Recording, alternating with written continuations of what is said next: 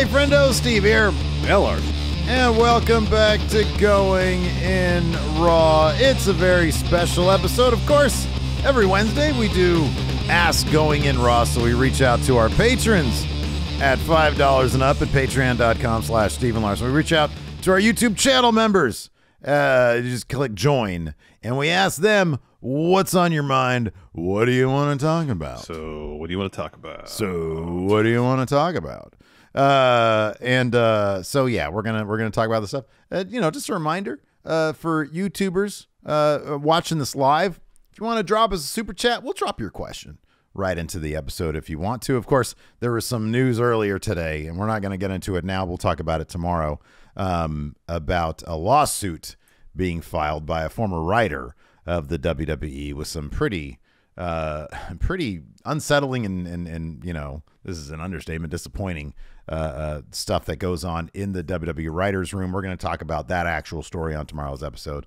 So if you have a question about that, maybe wait till tomorrow, because we're going to actually talk about it in more of a comprehensive manner. Yes. So Larson, let's talk about what the people want to talk about. What's the first question today? Today, first question from Mayor Planet Houston. Mayor Planet Houston asked, do you think it's better to make a new title, or should Cody have won the belts, or they figured out a way to split them? So that's a conversation I've seen a lot on social media since they debuted new title, and the worries about being a consolation prize, and how that all could have been avoided if Cody had just won at WrestleMania. So with all that in mind, do you think it's better to make new title? Should Cody have won, or some other way of splitting them up? So this is definitely, before I launch into it, this is kind of like a no-win situation. There really is the Kobayashi Maru of WWE right now. Yes, it really is. There is no way that you can get around. Like, they really dug themselves into a hole, and that's a great reference for the Kobayashi Maru, by the way. Thank you for that. So here's the situation. Number one, I have no idea why people think Cody winning would accomplish this. Why would he be cool splitting the belts? He won both those titles. Why should he be okay with that splitting? Go ahead. So here's the thing. It's potentially a small thing, but we assume Roman's getting drafted to SmackDown. He'll have at least the Universal title, maybe both the belts still. Sure. Consolation prize belt will be on Raw. Yeah, right. This is something I thought of, and it's a small thing, but maybe people be like, all right, that's fine. I don't know. If Cody had won and taken those titles, the lineage title especially, to Raw, and they created a new belt for SmackDown, well, the Universal title's what? Relatively young belt anyways. Lineage isn't that vast. What does it matter? Yeah. No, that's okay. I'll be honest. That's actually a pretty solid point. If you're willing to dispense with the Universal title lineage, or just fold it into, obviously, look, the lineage of the WWE title, WWE is going to keep that around forever because it dates back to the 1960s. Yes. And yes, the idea that that's the belt that Cody really should want because that's what his dad didn't get, is a valid one. However, the idea that that would still necessitate the creation of a new title. I'm not huge on the creation of a new title. I think like the least shitty of all the options would have been simply to say, hey, Roman, the WWE title stays on Raw. You're heading to SmackDown. You still get to keep the 1,000-day title with the Universal one, making a thing out of that. And then you have the WWE title there on Raw. The thing that I still don't like about that, though, is that I still think that Cody's thing needs to be to beat Roman. That's what absolutely be number one. We talked about this yesterday. This new World Heavyweight Championship should go on somebody who we didn't already see Roman beat, right? Like, Seth beat him by DQ, and Seth has the ultimate win on Roman Reigns. Seth completely screwed him up when he turned on him during the Shield days, and so Seth is a natural pick because that doesn't feel like a consolation prize. Anybody else that wins this that's already been beat by Roman, Edge, Cody, Drew, anybody else, Finn, that's all consolation. Who? I'm sorry, what did you say? Kevin Owens, Sami Zayn. Yes. Kevin Owens, Sami Zayn. You're right. Yeah. They're all consolate. That's a consolation prize for sure. You need some Brock. You need somebody that Roman hasn't already beat, and those names are pretty few and far between. But Yeah, I don't like creating a new title. I don't like splitting the titles. I don't like any of it. I don't think there's a good solution here. I guess this is probably as good as any of them because they're all kind of crap, right? Yeah, it's you gotta have to kind of go with whatever you feel like is the lesser evil in this situation. Because they put themselves in a bad situation, a no-win scenario, if you will. No-win scenario. And there's no one like Kirk that can go and reprogram the simulation. Unfortunately, find a way to beat it. Yeah. You have to make a tough choice here, and they made their tough choice. Just poof, creating a new title out of thin air. Yeah. And now the what they have to do is try not to book it. So as like a consolation prize, you're right. Whoever wins it first can't be someone who's already lost to Roman. Because it's totally going to be a consolation prize. Like, here's the thing. Like, if Cody won the belts, and not to say that it would make a whole lot of sense for him to give up the Universal title. Right, yeah. Because it wouldn't. He fought. Yeah. He earned it. He won it. Yeah, yeah. He should prize that as well. But given that the one he really wants is the lineage title, the one his dad never won, and he's the baby face. He could go out there and cut a promo and say, I fought hard, I won both of these, I value these, but each brand needs a fighting champion. Yeah, yeah. Here you go, Adam Pearce, take the Universal title back to SmackDown. I have the one that I came here for. And here's the thing about that, too, is that you can rely on Cody to cut an effective enough promo so that everybody would be satisfied. You could always... big picture it, and the people are going to whine about it and say, oh, what, he didn't lose it. He just gave it up. A real champion wouldn't just give up his title. I don't know. I don't know. The idea, your idea of fusing the two titles and then creating the new one for SmackDown is probably like the better one, I guess. I don't know. I don't know. I'm still... they really need to hit a home run with Cody over the next year. Yeah. And getting to WrestleMania. Because I think at this point, I kind of believe that he's going to follow Roman to SmackDown. He's going to get drafted to SmackDown. And they can load up SmackDown with, as you've suggested before, people that Roman has already beat to show that Cody's on his level. He's got to beat Brock. He's got to beat, well, I don't know about Drew. Drew's a good guy. But they could do like a, I like you, you like me. Let's do a respectful bout. When anybody feuds with Cody, they have to turn heel.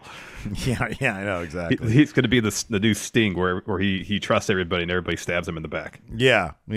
Or he'll be the opposite of Bray Wyatt, Before you get into a feud with him, you got to go bad. Yeah. So I don't know. Yeah, Cody's going to have to take on a bunch of dudes who are, who Roman's either already fought or are much bigger than him or whatever, and then you can get him back to the Rumble or whatever, and then you do it at Mania next year, and I think it'll be huge. I'm on board with that. I think that's fine. I think thinking about it again, I'm not going to get into that, but yeah, I don't know. No, I was talking about Cody. Losing at Mania, right? Yeah, like should he had even won the Rumble this year? Yeah. Like if you do this, if Cody loses at the Rumble but then beats Brock at Mania. That's not a terrible way to get him back on the path, but I kind of feel like he's got to lose on the big stage first before you get to the. And I kind of wonder if Cody's injury, the torn pec, maybe changed the timeline for some of the things they might have wanted to do. Oh, that could be, yeah. Maybe they were going to have the match with Roman at Survivor Series or SummerSlam or something. Yeah. And he loses there, and I know SummerSlam's not as large a stage as WrestleMania, but it's probably the second largest stage in WWE. Yeah, sure. He has the deflating loss there, only to come back around. Whether it was WrestleMania 39 or 40, who knows? But that setback early on, I get it. It just seemed like the way they were telling the story, everything was aligned for him to win, along with Owens and Zayn. It just didn't happen. Yeah. A couple super chats here. Noor says Brock will be first champion guaranteed 100%. I don't think they're going to go there. I really don't. Yeah, I'd be pretty surprised if Brock was first champ. New channel member new channel member Blind Mask. Thank you very much. Thank you so much. Becoming a new channel member. Meta Skipper with a super chat says if Jay or Solo won the new World Heavyweight Championship, would they have enough clout with that title for a pecking order struggle with Roman's undisputed? Yeah, if Jay or Solo won that, Solo's an interesting pick. Because Roman could be like, look, we dominate everything. This whole company's mine. You're not going to relegate me to one brand. If you do, fine, Solo. But he likes to keep Solo really close to him, so I don't really see that happening. Justifiable Treason says, I don't know if anybody said this yet. Why didn't Cody win? Unify the titles Roman had. Just call it the new WWE title. You can still bring back the big gold belt. That's something you had mentioned. Scott Owen Super Chat says, new title is better because if he has to drop just to split the titles, then they get his hand-me-downs. New title with stigma of fighting champ is better. Logan Sampson says, might be a silly idea, but I like the idea of Cody winning and retiring the Universal title, leaving Roman as his defining champion forever, but also robbing him of, yeah, I like that. Here's the Roman title. I'm going to retire it. Yeah. That's a sticking it to you moment. Yeah. What's the next question? Next question from Steve Somewhere. If Seth wins the World Heavyweight Championship, should be booked to beat Roman at Survivor Series to elevate his belt. It could also play into the breakup of the bloodline, leading to Cody beating Roman at WrestleMania. This kind of ties in a bit with our next question, which is from Luis. I guess we can kind of cover both of them now. How would you turn the new World Heavyweight title on the level of the Undisputed Championship instead of it being a consolation? As mentioned, the first champ can't be someone Roman's already beat. Right. Yeah. If you really want to get on the same level, you do the champion versus champion deal at Survivor Series. No one, no belt on the line, and you have that person beat Roman Reigns. That being said, that's not going to happen. Whoever beats Roman is taking those titles off him. That's gonna be the big thing. The big thing is going to be Roman losing those titles at WrestleMania 40, probably to Cody Rhodes. How do you make it on par? So you have to load up Raw with a lot of legitimacy, and it's okay, so here's one easy way to do it. Here's one really easy way to do it, which again, I don't think they're going to do. So there's the rumor right now from that Worked Wrestling Twitter account that they're going to do premium live events exclusive to brands. Yeah. Big Fours are another issue because they're going to, obviously Big Fours are going to have to be joint shows. Yeah. SummerSlam, the World Heavyweight Championship has to main event. And then I guess WrestleMania, you keep the Roman title main eventing, but then the next WrestleMania is probably going to where Cody wins it. But it's got a main event. It can't be like 2016 WWE title against the Universal title where it never main evented. Yeah. It's got a main event. It's got to be a big deal. And they rarely have been able to put them on the same level. But if Seth freaking Rollins is a fighting champion who beats like everybody that's put in front of him, that's one way to do it. They have to both be winning, both making the case. If Roman keeps on winning through bloodline interference and Seth is out there winning clean, big names like Bobby Lashley, Drew McIntyre, like big names. Brock. That's the closest you're going to get. And it's got a main event. They can theatrical it up to make it prestigious, and clean wins. And he can always say, I'm winning this clean and Roman's out there cheating. Yeah. That's how you do it. That's how you can do it. What you don't do is have, say, Seth win it in his first feud be with Dolph Ziggler. That's how you don't do it. Right, exactly. You're exactly right. How many times has someone like won a title first feud, Dolph Ziggler? You know, I know. You gotta put a row of top tier talent against whoever is this first champ and have that person decisively and cleanly beat them. You have to focus on this. And no Dolph Zigglers. Has to be big ass dudes who, came close to beating Roman. Well, now they can only come close to beating Seth, but they fall short cleanly. Yeah. And therein lies, that's the thing. But if it goes back to like Big E has the title and Roman Reigns beats him cleanly at Survivor Series and kind of laughs it off, that ain't going to work. That's not going to do the thing, but you can also sort of see them doing that. Yeah. Yeah. I mean, I'm pretty sure that the next time Seth and Roman cross paths is when Roman will probably finally get his win over Seth. Because that's kind of like the last hurdle Roman really has is beating Seth, because he's never beat him. Is getting over that betrayal, the initial betrayal from the Shield. So even if they do book Seth really well and there's that collision at Survivor Series, still feels like Roman will probably win that. Yeah. And then you got to worry, well, then all that work we did building up Seth and that title, was that kind of for naught? Because in the end, Roman still beats him. Yeah. Yeah. So next up, Philip says, would it be out of the realm of possibility for Nakamura to win the World Heavyweight Championship? Yep. The first, like to be the first guy. Yeah. Because you need to do a lot of work with Nakamura. I like the little video package they had with him. Yeah. But he's got to beat some big names. And I think Cross is like a decent start, even though Cross is like a dolled up depth guy. I think that's a good start, but he's got to quickly transition into like Sheamus and Drew and Gunther. You know, like if you can beat those guys, then maybe. But that's a down the line thing. This World Heavyweight Championship is going to be defended in, could be in about a month. Yeah. Down the line, sure. I mean, Nakamura is for sure talented enough. They got to give him, if they book him like NXT Nakamura, over the next 3 months, he's gonna be right up in main title contention. He's in there putting on awesome matches. He has an opportunity to showcase his personality. He's gonna get over, and he'll be in a situation where he can be a title contender. But right now, because he's been off TV for a while, he hasn't been involved in anything really substantial in a very long time. It's gonna be tough to put him right in the main event scene right away. Yeah, he is one of the guys that they teased a program with Roman, but they never actually pulled the trigger on it. You line up, and that's why he's probably going to stay on SmackDown. You beat a bunch of guys, and then you put him in there with Roman, make him look like $1 million against Roman, and his stock is elevated, risen, is elevated, totally. Next up, Jack Napier. Steve, will you please? Anonymous tip: Napier's cleaning out Axis Chemical. Thank you. Jack Napier asks, could you see a scenario where Roman also wins the new heavyweight championship? I have to point this out. What? In our thumbnail, we used an image that I took from Twitter, but it had been passed around so many times. I don't know who originated that image, because it's a Photoshop of Roman, wearing the title, the new one. And so if anybody knows who actually came up, Photoshop that first, I'm happy to put that credit in the thumbnail. I'm sorry, in the description. Of the video. Yeah. So please let us know. Yes.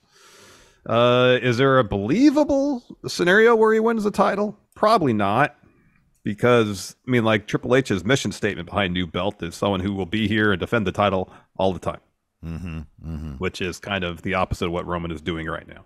He's more or less a part-time wrestler at this juncture.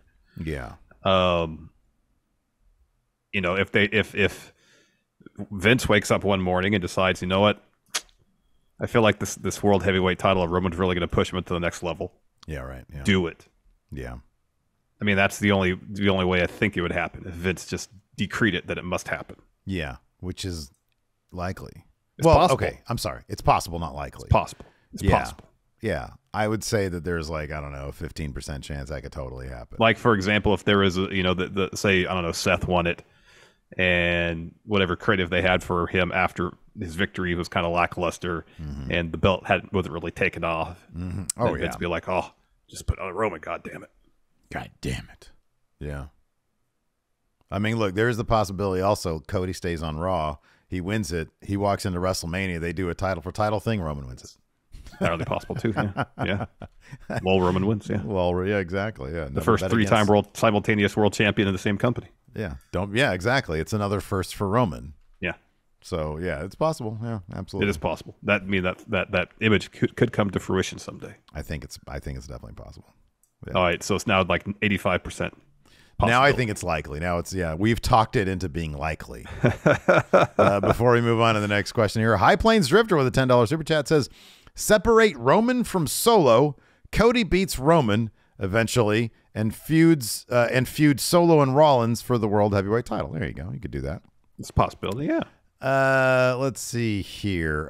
Scott Owen, super chat says Seth versus Finn versus AJ in a ladder match for the World Heavyweight title.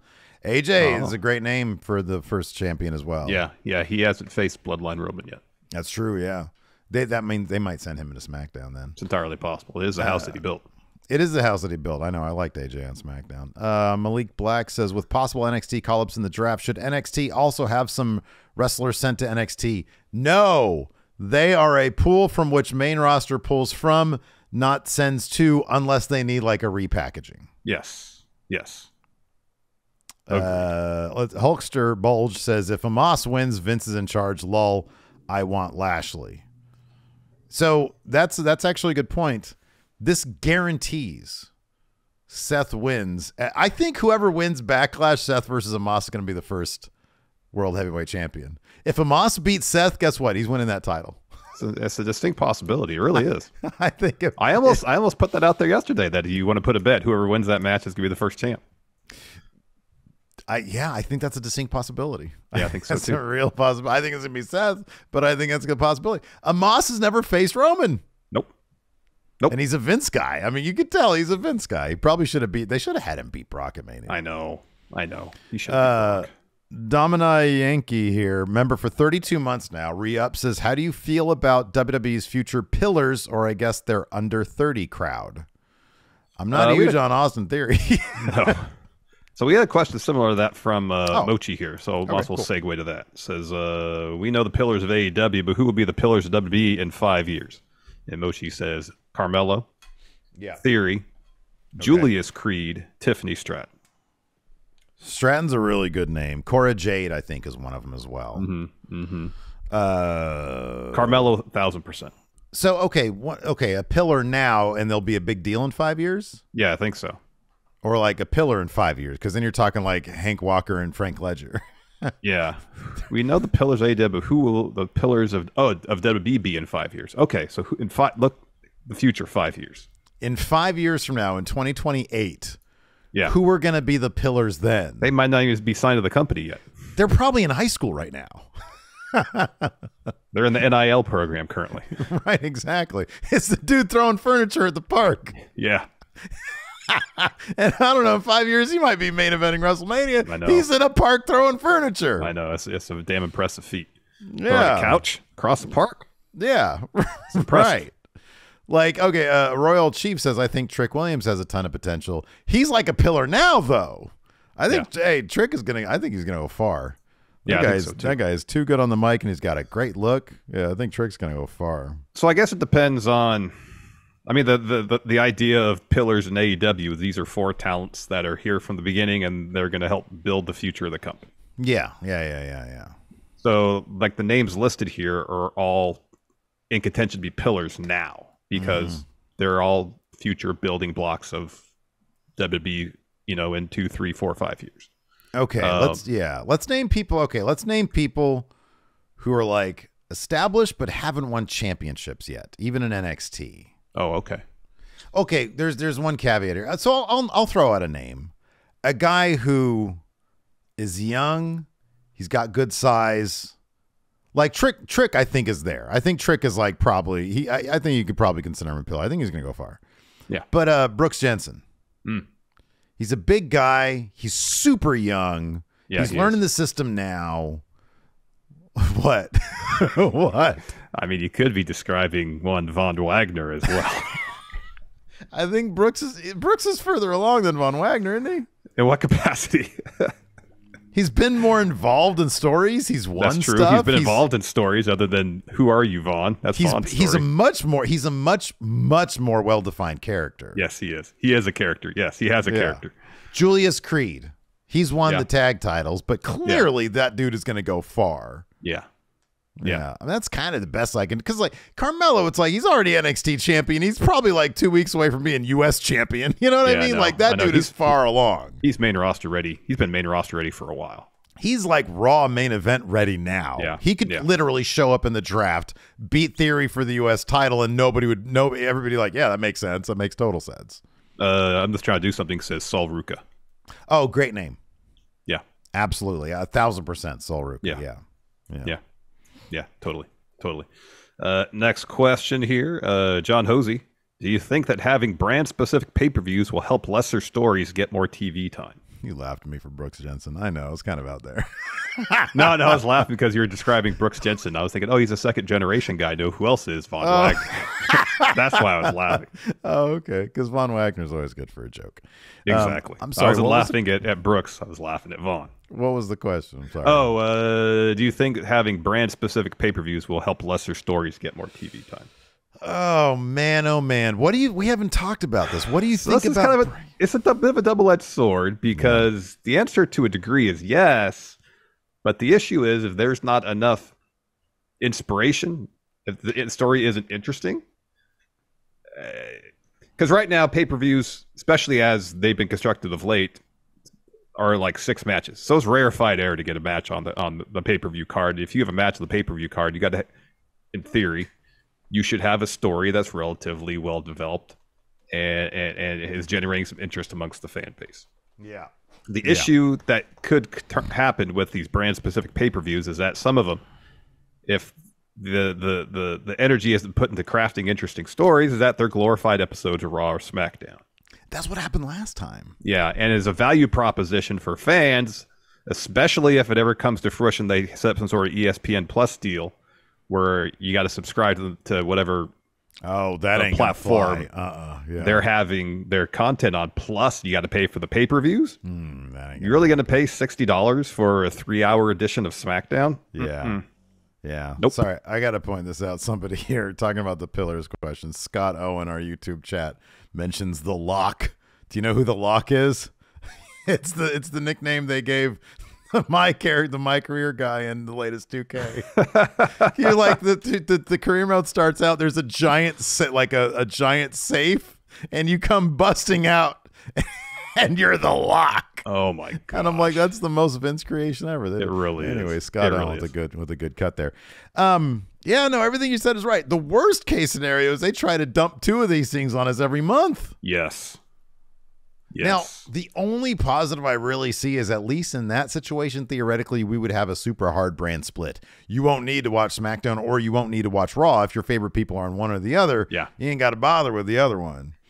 But yeah, I like the look. If they're going to do that, Raw will get a pay-per-view 1 every 2 months, and then you can do like special themed episodes of Raw that are like a big deal, kind of like how AEW does it. Wildcard final, yeah. The wild card final, exactly. But look, I just go by history. Last time they did it, it was crap. So yeah. And I saw that. I kind of groaned a little bit. I was like, I don't think that's the way to go. Yeah. Question here from Mondo. Between his extended absence from 2014 to 2021, now his current time away from AEW, has any wrestler ever dominated the wrestling news circuit while inactive more than CM Punk has? I can't. I mean, dude, Cody technically wasn't inactive during that brief period of time. He wasn't in AEW and he was, signing WWE. But like in terms of being inactive from 2014 versus and now, I mean, the whole thing is, when's he coming back? It's almost 10 years now. He was back for like 7 months or 8 months or something. Yeah. And beyond that, like that's, 8+ years of endless speculation.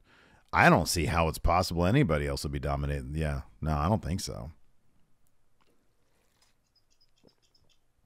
Remember in the early days of going in Raw, just when we were trying to like do it daily and everything, like the daily news briefs and stuff, how many thumbnails had so I'm just trying to think if that short period after Hogan left WWE before he went to WCW, if there was talk in the Observer or message boards or somewhere.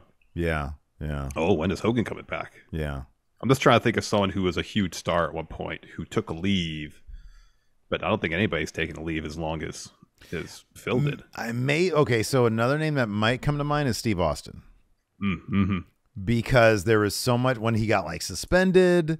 When is he coming back? He would take like a leave of absence. When he got injured, when is he coming back? And then when he actually retired in 2003, I know that it was like understood that it was his last match, but I don't know if anybody really understood. It's wrestling. Like, it's wrestling. Of course he's going to be back. And then he never did until like last year. Yeah. So like Austin might be up there, but the fact that we're even like trying to figure out who, it's Punk by far. Dude, there's entire YouTube wrestling channels that every week they'd be busting out. And like when there'd be no info whatsoever about Punk, they'd be just making up shit about Punk. That's how much he would move numbers. Yep. Elvin here says, with introducing a new championship title, should we care about the 1,000 days thing? I really don't care about it. It really doesn't mean much because it's Roman holding it, a part-time guy. Shouldn't be the one with such a prestigious accomplishment. Your thoughts? Well, it's wrestling. It's like fake stuff. It's like it's all written. I will say this, is that this reign didn't start out as Roman as a part-time guy. That's true, yeah. You know, the first year plus of it, he was there basically every show. Yeah, right, yeah. So, you know, and as Triple H said, he's managed to, with the power of wielding both those titles, managed to negotiate himself a better deal. Yeah. So now he doesn't have to work as many days. Well, the fact that he's been this good for their business over this long of a period of time, I mean, that sort of transcends it's all fake writing stuff. You know, it's like this is the guy that they have trusted running, you know, as the face of the company for this long. And I know that there is a section of fans who are tired of it, but like, you wouldn't know that watching the product. Like, I remember how annoyed everybody was with Brock when he'd be disappeared, be gone for 3 months. The nature of how they've structured the bloodline, when he's not there, it still feels like the specter of Roman is there. It's not like Brock, who was just absent. Yeah. Like, oh, Roman's coming back in 2 weeks. Oh my God. Yeah. Everybody freak out. He's there even when he's not because of the bloodline. And that's been a really good move on their part. Yeah. So, yeah, I think the 1,000 days probably means something. Do you think that he's gonna break Hogan's, was it 1,400 day modern day record? Isn't that what it is? 1,400 something days. Yeah, I think so. Yeah. Oh man, I don't know. That's 4 years. I mean, they've been talking about Gunther, like, you know, the longest reign this century. 1,000 means something. Does Hogan's reign mean something? My thing is this. Hogan is like what? Hogan is we are more, I think, is my math right? I'm asking you. We're further removed from Hogan's reign than Hogan was from Bruno's reign. I think that's true. Like Hogan only got like halfway to Bruno's reign.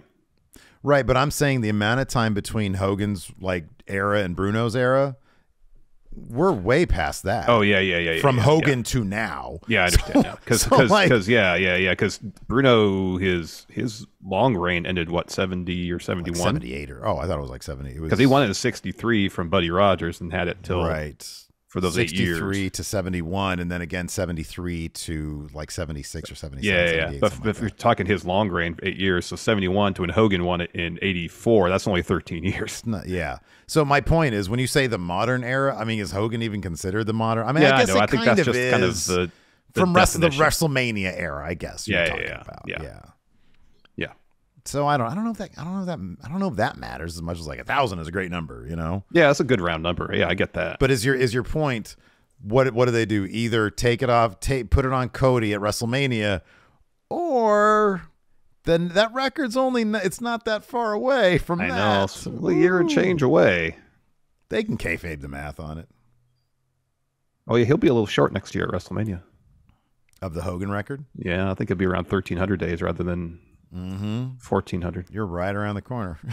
Yeah. I don't know if that matters to them. It's know. Definitely something if they're like, oh yeah, we want to keep it on Roman because it still makes sense for business, and Cody's cooled off, and Roman has like, maybe he's got a rejuvenation or something. Yeah. Oh, they'll keep it on him. And then they'll be able to use that number. But if it's clear as day that like Roman's done with it and Cody is super hot and it makes so much more sense, and you have this perfect circular story where, you know, first Cody was like, no, at WrestleMania, and now he's going to be yay, like Cena was against The Rock. Yeah. Then, yeah, I don't think they're going to care that much about the record. No. I mean, they could use Roman being on the verge of breaking Hogan's as a story, as a storyline beat and motivation for him to continue, because he really wants to establish himself. Absolutely is one of the all-time greats. Yeah, right. and Cody can prevent him from getting that accolade. FTW Assassin has a good point too. They used to call Punk's the longest of the modern era true. because it was busted 400 days. So yeah, I think it's a good footnote, but I don't know that they're going to care that. Yeah, I don't know either. Sebastian Garcia here asks, what do you think about MJF's tweet about wrestling fans being bloodthirsty? Do you think wrestlers should prioritize safe matches over flashy moves more often? So this is the tweet. Mr. Dope sent this. Yeah, Mr. Dope sent it to me. It was deleted. He said, the more wrestling fans become bloodthirsty for these dangerous feats in the ring, the more the wrestlers will hurt themselves trying to curry fans' favor. Wrestlers. The fans don't understand that at any given point we can be paralyzed from the neck down or even die from a maneuver as simple as a body slam. By the way, fans reading this, body slams hurt. Every move hurts. They will keep moving the goalpost of what they deem is good. So before you do something stupid, consider this. Their tweet about your banger gonna pay for your medical bills? Do the right thing. Go in that ring with the intention of winning the match and leaving the ring the same way you entered it. Get the winner's purse and get out. Folks, where's the lie? Yeah, I mean, wrestling is a constantly evolving art form. And with that evolution, to a certain degree, performers these days are revolutionizing moves and sequences of moves like they probably never have before. Mm-hmm. You know, like probably when the first time someone busted out when Luthez busted out his first power bomb in the 50s, people were like, "Oh my gosh, devastating! How does anybody kick out from that?" Yeah. You know, and now Wardlow does 5 of them and to beat anybody. You know, yeah. I'm not saying that's some revolutionary thing, but with the evolution of the sport, it just seems like it increases the risk of bodily injury to those potentially performing those moves. And yeah, that's. I think there is some truth to what MJF says. You know, that relying on character and promo ability to sell matches rather than doing death-defying stunts on a regular basis is a path to not only success but living a healthy life after your time in the ring is over.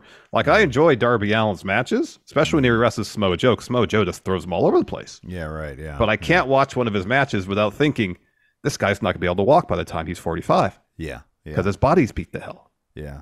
You know, and that's the downside to working that. And when I was younger, I could kind of, to a degree, turn my brain off a little bit and be like, oh my gosh, they're doing all sorts of crazy stuff. Why would you jump off that balcony and go through a table? And that's crazy. Mm-hmm. As I've gotten older, as I've matured, I realized there is a consequence for that kind of stuff, and I can't turn my brain off anymore. Mm-hmm. Yeah, right. When I see wrestlers do this crazy stuff. Yeah. And the first thing that pops in my head is like, that's going to hurt.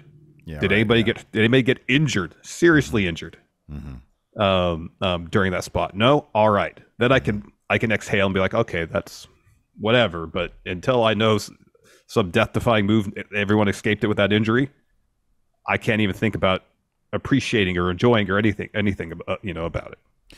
I would never, ever, ever criticize a wrestler for relying more on story and character than cool moves. And it's funny because it's a long conversation to have, and it's a conversation I think amongst wrestlers primarily. Like us fans, we're going to sit here, we're either going to enjoy what people do or we're not.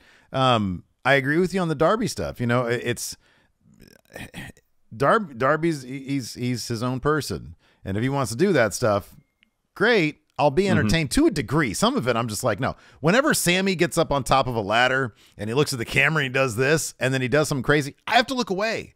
Yeah. I don't want to see you get hurt, dude. Okay? And I know that it pops the crowd and everything, but what interests me more, and I've said this about Sammy Guevara lately, I think he's been like pretty decent on the mic, and he's been doing some I'm not going to say interesting, but some better character stuff than just like sticking his tongue out and and calling himself the best wrestler of all time. Yeah. Right, exactly, and like, feeling up his lady on TV. Oh man. But yeah, like, we're human beings, and these people are just human beings as well. And it's like when we watch match, when we first started watching New Japan in 2017, and we'd see people do like pile drivers off the second rope, or we'd see anything Kota Ibushi does. Like, it's like, man, it's as if they don't give a shit, or it's as if they're like, they know how to do these moves and not get hurt. But no, like if you look at Naito, yeah, he's all, you know, wrapped up. He's got all sorts of issues. His knees are shot. Yeah. And so it's like, yeah, I kind of agree with that. It's like, focus more on, you'll get so much more of a reaction, for me anyways, if you concentrate on character and story. And that's much more interesting than just killing yourself in the ring. It is. Yeah. It is. It is. Mean Durfee says here, hey, friendos, new member, but longtime fan. Do you think Bullet Club could ever get back to the popularity they had a few years ago, or has the phase well and truly passed? You know, dude, sometimes you capture lightning in a bottle, and it's perfect and it's great. And I feel like when Bullet Club ended up going to AEW, and they didn't really do a proper like Civil War type storyline, and it just sort of fell. I thought Jay White did a great job as leader, but even that was like really murky. I don't think it can, and I hope I'm wrong about that. But to think that they can once again get to the point where like their shirts are featured attractions in Hot Topic, and they're like the cool thing again, I just don't see it. Yeah, no, I know, I agree. And it is a bummer they never did the Bullet Club Civil War story, because when the Elite left, then, you know, assuming Bullet Club came out on top of that whole deal, the Bullet Club would have looked like a force still. Yeah. You know, but when you take out three or four or five, the most popular members of the faction, without any really resolution about the tension between the divisions of that faction, then the group that's left is kind of, they're like John Travolta meme, you know, just looking around like, well, what are we supposed to do with this? Yeah. Now we got to completely reconstitute that popularity without having the benefit of beating the people who left. And I'll be honest, man, I'm actually kind of bummed out that Tony Khan got Jay White to sign on the dotted line, and he came in and said, what are we going to do? We're going to put you in Bullet Club. You already got jumped out by Finley. Yeah. And then you're going to show up and you're going to do Bullet Club Gold, which sounds like a credit card. Yeah. And you're not going to do something new. It's like you can carry over the continuity from Jay White's character from New Japan into AEW. That makes sense. They work together. But like, it's just why? Like, go do something fresh. Do something new. Don't rely on the Bullet Club stuff. Yeah. Well, you know, that's seemingly part of Tony Khan's booking philosophy he relies on nostalgia to a degree in his own way.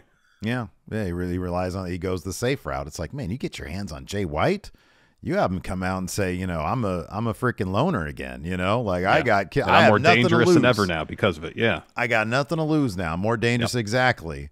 So if you think I'm going to put up your shenanigans, MJF, you just wait. When you least expect it, we'll pat. Switchblade era. Nice perfect right behind you. Yeah, exactly. I'm going to stab you in the back. You won't even see it coming. And then he goes and feuds with Wardlow or some shit. I don't know. Yeah, exactly. But like, yeah. But then eventually feuds with MJF. Yeah. Right. Yeah. Totally. We can lightning around some of these questions here. Timor asks, where does the stuff with Punk at Raw rank among the biggest non-news? And what is the most memorable non-news story? The biggest non-news story? What a great question. Because that was a pretty big non-news story. Yeah, that was a huge non-news story. Yeah. Man, non-news. God, that's an on-the-spot question here. I know. I mean, other non-news stories. Is WWE going to go PG, TV, MA, or TV 17 or whatever edgy third hour of Raw. Edgy third hour of Raw. Are they going to return to that? Are they going to bring Blood back? Yeah, dude, I don't know. That's I can go back to it's not news to the extent that it's stories that were broken that never came to pass, like DDP and Wolfpack. Oh yeah. Yeah, those Hardy's joining DX. Yeah, everybody was joining DX back then. Val Venus was going to join DX, Yeah, which actually Kane. would have made a lot of sense. Yeah. Yeah. Mm-hmm. Yeah. Kane joined DX. Yeah. Adam Beveridge here asks, so the rumor is now that Pretty Deadly are done with NXT, they are taking the recently trademarked name Gruesome Twosome upon their main roster call-up. What do you think are the worst renaming or repackagings when being called up? Excluding Viking Experience, since that's the worst. Viking Experience is the worst. I mean, Gunther was pretty shocking. Yeah. Butch was pretty shocking. Butch was super shocking. Butch might be the number one. Dewdrop was really bad too, but at least they had kind of a story behind it. Like it was just she was trying to humiliate her. Butch might be number one. That was like, what the hell? That was shockingly awful. What just happened here? See, Thwacky says, Bearcat Keith Lee. I kind of like that. I was hoping that was Keith Lee himself doing that, because it was paying homage to a wrestler from the past. Mm-hmm. But then, no, it was just Vince doing that. And it's like, oh, okay. So that sucks. Yeah. Yeah. Bearcat's a cool name, though, man. Yeah, it is. It is. Madcap Moss. That's a bad one. Yeah. That was a bad one. Yeah. All the people that got new names when they were Retribution. Mm-hmm. Oh, man. Retribution was a terrible. Yeah. Max Dupree. Yes. Yeah. That was bad, too. Kyle asks, if and when WWE creates a women's mid-card title, what should it be called? What should it look like? Should the champion be allowed to appear on Raw, SmackDown, and NXT? Mm-hmm. I think that both SmackDown and Raw should get the mid-card title for the women. I mean, I don't know. Like, don't you just do an Intercontinental and a U.S. Championship? Yeah. That's what I would do. You know, that might be lazy, but whatever. I think that's cool. Let's see what else we got here. Alex Foster says Vince is old and out of touch, so I get it for him. But why has the Hurt Business not been brought back under Triple H? I don't know. I think there's probably a story behind that one. I don't know. Yeah, I don't know either. I don't know. Cruz asks, is it official law that if you have a wrestling show in Chicago, CM Punk has to show up? Seemingly. You know, I was kind of surprised there were not CM Punk chants from the crowd. Yeah. That was kind of interesting. Yeah, on Raw, that's right. Because you would have thought, like, it's a you know, smarter crowd. They might have known that he was there, so why not start chanting his name? Yeah, maybe. But they probably would know that he got kicked out. Or not kicked out, sorry, asked to leave. Yeah. Cameron Bortolazzo, should Mike Rome and Samantha Irvin be draft eligible? Are they brand specific? I think so. I think Mike Rome's just on Raw, isn't he? Okay. Send him to Level Up and put Samantha on both brands. She should be the only person who is cross-brand. Yeah. She is outstanding. Yeah, she is really good. Outstanding. Edward Munoz says, I want to throw something out there. Do Triple H and Tony Khan have similar problems with booking? Yes, Triple H has to deal with Vince, and Tony Khan is all analytics, but I've noticed some similarities. Some bullet points here. Inconsistent women's division. Pretty strong mid-card, not a lot of stories, but good matches. The main champion is the heel that cheats to win in matches that feel the same and have become stale. Each have a title that don't matter right now. The US, WWE, and TNT for AEW. They both have a good but not great tag team division. I mean, sure, it's wrestling. You know, it's booking 52 weeks. I still maintain that this shit's just probably hard. It is hard. You have inspiration, but then what do you do 26 weeks from now?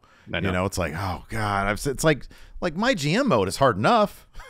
You know, you got to keep track of rivalries. The thing that I will say about WWE though is that they do sort of structure their divisions, if you will, a bit better than AEW's all over the map. There's like one person at a time going for the TNT title, whereas I feel like in the US title, like there are people at the level that are going for the US title, and they sort of cycle in and out a bit more organically, kind of. So I'll at least say that, you know. But yeah, there's going to be similarities. It's all just wrestling, you know? Yeah, it is all just wrestling. Jimmy Thomas here says, when was the last time you got embarrassed by watching wrestling? I noticed a lack of cringy segments lately. Raw after Mania. Oh, wow. Really? Yeah. Well, we were streaming that one. When's the last time like a family member walked in and you were like, oh, I'm sorry, I'm watching That just doesn't really happen. I usually watch wrestling here at my You'll desk. My wife's lock out the door, TV turn the lights there. out. You're like, yeah, I know. Nobody's coming in here watching this shit. Yeah, dude, sometimes I like to watch it on my big screen out in the living room where anybody can, I got a whole zoo going on here. People just walk in and out of everywhere. Yeah, no, and Lacey always seems to walk in when something cringeworthy is happening. And then she has to pipe up about it. I'm like, look, man, I know this is humiliating. I'm unmanned right now because I'm watching this bull crap. Yeah. I honestly can't remember what the last actual thing was I was watching. I want to say it was some endlessly long segment on AEW, but I don't know. Gotcha. It might have been something. Sometimes like NXT is like cringy, but kind of in a fun way. Yeah. Well, if it's on like, an 80-inch TV, it just comes off as corny. It's like, why are you watching this? I don't know. Yeah. I don't know. I'm sorry you married this. Sorry, I don't have a construction job, or I do manly things, like build houses. High Plains Drifter says, with Jericho and Cole feuding and the supposed Punk and Jericho feud on the horizon, Jericho has to look strong. I'm worried Cole will be another drained husk victim of Y2 Colin Robinson. Lol. How would you book this feud? No, Adam Cole's winning that. Adam Cole's winning that. Jericho get to eat loss after loss after loss. He's Jericho. Yeah, it doesn't matter. Enforcers here in chat says, I was watching Raw here at the hospital. Nurse says that stuff is fake. I said predetermined. I felt like a douche. Oh, Enforcer. You can't say that, man. Should have just said, shut the fuck up. That stuff's fake. So is your stupid soap operas, wherever you watch. Oh, wow. Nurse. Wow. Stan here says, do you think there will ever come a time where referees are not made to look like complete buffoons? That's their job. Yeah. It's their job to look like buffoons, damn it. Yeah. We have a YouTube channel member here, Poe456 here. Thank you. Channel member. High Plains River Super Chat says he's talking about MJF, says he's 100% right. I'm sick of the ballet, right? Good shit. High Plains Drifter also says, plus finishers mean nothing anymore. Yeah, to a degree, that's true. Yeah. Potato Chips here says, I saw a theory on TikTok saying that Brock is beating up Cody to drive him to eventually beat Roman. This got me to thinking, what would be some of your dream mentor-mentee duos? Angle and Gable is a pretty obvious one. I like, but also the idea of Vader mentoring Bronson Reed would have been frightening. Oh, that's kind of cool. I thought for a second, so you said, the dude said, I saw a theory on TikTok. I thought he saw Austin a theory talking about that on TikTok. Pontificating about whether Brock is trying to toughen up Cody to take on Roman, huh? Yeah. No, I mean, if Brock wanted, I don't know. I don't think that's probably the case, but I don't think so either. But otherwise, like mentor-mentee relationships, like good ones that don't exist. Is that what the question is? Yeah, I think so. John Cena should really take Austin Theory under his wing. I agree with that. I'm going to say, I don't know. How about what if Asuka took Zoe Stark under her wing? Made Zoe Stark a bit more of like a killer, Yeah, that's good. There you go. Something for you. Let's move over to the YouTube here. David Tushek says, do you think, considering the WWE and UFC will soon be one, that both companies will pull an Inoki and try to have each of their stars cross over to varying degrees? No, not going to happen. I don't think it's going to happen all that much, no. You'll see like UFC fighters like in the audience at Raw. Yeah. Or and then wrestlers in the audience at UFC shows, yeah. Right, exactly. Yeah. Odd Breakfast, what is your favorite signature move that isn't used very often? Oh, man. How often do we even see Baron Corbin wrestle? He's got that deep six, man. That deep six is rad. I mean, usually you see that in one of his matches. You just don't see any end of days anymore because he don't win nothing.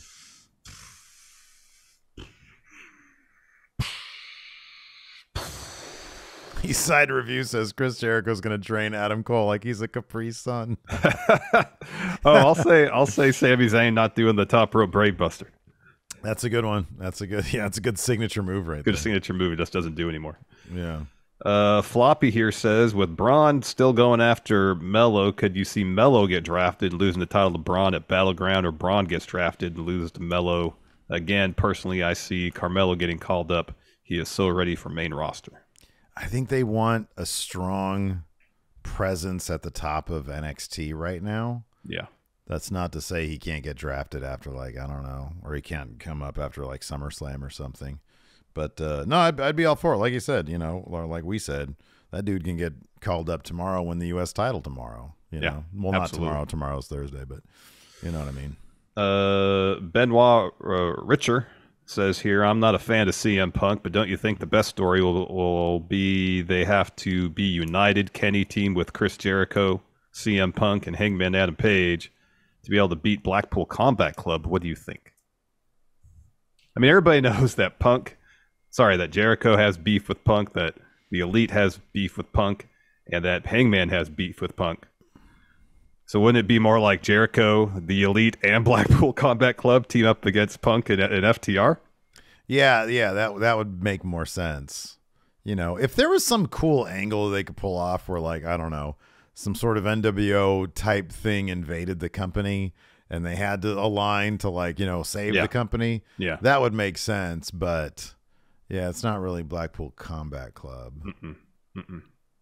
The champ here asks, when is Steve's cat going to get her own merch? I don't know, man. If she keeps on, like, laying her beef down in this room while I'm trying to work, it's just not going to ever happen because, like, I don't want her getting those royalties. What are you doing? What are you doing over there? Why you keep on farting so much? She's ignoring me. Well, she's wallowing in her own gas. Yeah, man, her own filth. Rage the Saint says, what do you do with women's tag titles after the draft? I think they're just waiting for Ronda to get healthy, and then they're going to have Ronda and Shayna win the tag titles, probably. Seems like that's the case, yeah. Fuzzy Dunlop asks, does it bother you where the commentary position is situated? WWE are obviously ringside, whereas AEW are up on the ramp. Do you have a preference at all? I know WWE have changed in the past. Just curious. Get that damn table out of the way of suicide dives. I can't stand that table at Raw, and I guess SmackDown too. When people flinging themselves out and almost hitting their heads on that corner. I know the corner's like soft, like it's not like, I don't think it's like jagged steel or anything. No. It's just pretty cheap wood, I think. But still, like, I've seen too many people come so close to like banging their head on that thing. I will say this, having it ringside makes a table spot much more convenient rather than having to take someone all the way up the ramp. You know, if you want to put, how about this? You remove main commentary, put that up on the stage to the side, and then you still have Spanish commentary down there. This is what you do. You have the table set up, not like the commentary table they have now, just a normal table set up right against the ring. Like they used to do, and have commentary sit right there. Literally right against the ring. Right against the ring? Okay, sure. Right like against the ring. Staring, like looking at the ring. Okay. Yes. Okay, yeah, why not? That works. They used to do that? Was that a thing? When did they do that? Like in the 70s and 80s, yeah. Okay, so way back. The commentary table in some shows right against the ring. We got to do that at Action Coast, man. I mean, it's almost there. There is a table there, huh? Yeah. Yeah, it's not that far from the ring. We got to do something. I wish I can clone myself. Hey, you got to grab a camera next one, man. I had a good time filming. I filmed like some of the main, like I was the B camera on the main event last time. Yeah, Royal Chief here says WCW used to do that. Yeah, I think in the 80s, maybe the early 90s they did that. Okay, all right. That sounds cool. Yeah, man. Yeah. That's cool. Is that all the questions? Well, we have one here from Mike Honcho asking, why do you have to keep acting like Punk should be the one to apologize? Oh, man, because the apology's got to be, you know, louder and more public. It's because we saw publicly CM Punk dump all over AEW. We don't know with great degree of certainty what happened during the brawl after the all-out media scrum. Listen, we know what CM Punk did at that media scrum, and he should apologize for that. The argument that Hangman Page went off script, why isn't he apologizing, is so bizarre to me.